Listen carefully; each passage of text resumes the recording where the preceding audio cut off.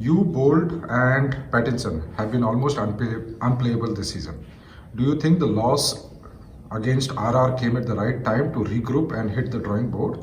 And how do you analyze the game Stokes and Samson played that night? It's always good.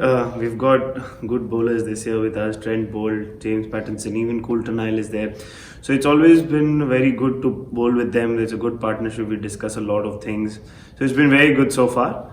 And the game against RR, I think everybody was pretty clear in what they wanted to do.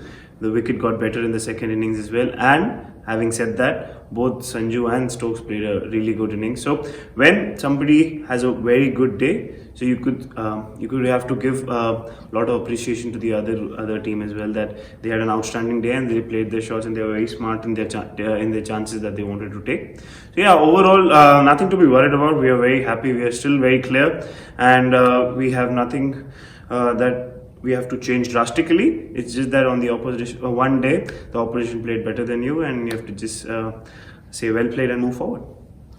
Okay, now psychologically, what is the difference between bowling a super over and the last over of a chase in a regular time? And bowlers who don't usually go for Yorkers in the last over of the chase seems to prefer Yorkers in the super over. Why is that? So it's difficult to just categorize it in one go, but it's different. So sometimes you might be sitting in your dressing room and you might not be expecting bowling a super over, and then suddenly you have to get ready and start. You have to start from the word go. So it depends on different people how they treat it. But for me, I just try to keep things simple. Try to assess the wicket, try to assess the situation, the boundary sizes, and all of that, and I then choose my options. It's very difficult to just say, oh, you should just bowl Yorkers, you should just bowl slow ball. You have to be very proactive, you have to be smart with what approach you want to have and what the wicket is helping as well. So all of these things I keep in mind and try to do what I can.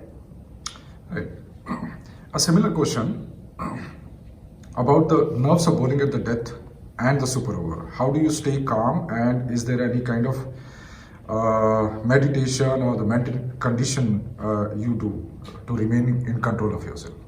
See, it's always difficult when you bowl in a pressure situation. The match is full of pressure and you can create an impact. So during that time, usually bowlers can come under pressure, they can complicate things, they could think about a lot of things that they shouldn't. So then I try to do things that are in my control. I try to stay in the present. I try to take it one ball at a time. Whenever pressure creeps in, then I tell myself what does the team require to do for me to do at that moment, and then segregate the whole situation. So then I focus ball by ball. What do I have to execute on this ball? Be it even if I'm fielding, so what do I have to do on that particular ball? Field well. So try to segregate the things, try to be in the present. That helps me a lot. So that's probably the goal that I always look to do in any situation.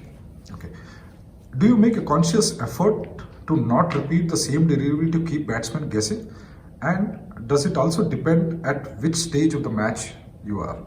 It depends on what stage you are there at the match. So sometimes you might be looking to close off the over, or sometimes you might take a gamble or try an attacking approach. So it depends. It's just not that you have a same template of, okay, you will repeat all those balls or you will change up with each and every delivery. It depends on the whole situation. What stage are you there on the match? What is the wicket offering, and all the dimensions of the ground. So all of these things you keep in mind and then decide what kind of delivery you want to bowl.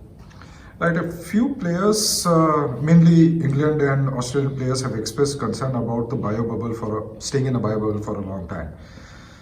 In all probability, considering cricket will be played in the bubble till the next IPL. So, how do you plan to stay mentally fresh and not let it get to you?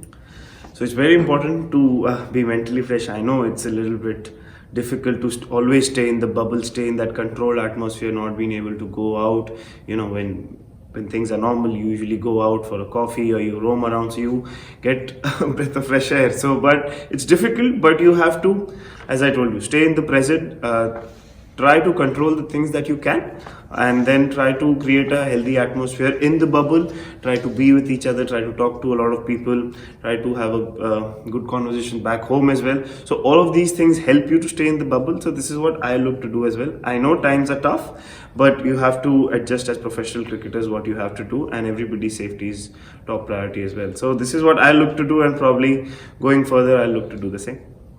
How much does this kind of setup which Mumbai Indians has put in, where you have a team room, you have all the entertainment aspect of it, how much that helps in regrouping and staying? It's always important. You've got a lot of things over here. We've been looked after very well in the hotel. We've got a very good team room, very good gym, very good setup. We've got a beach access as well.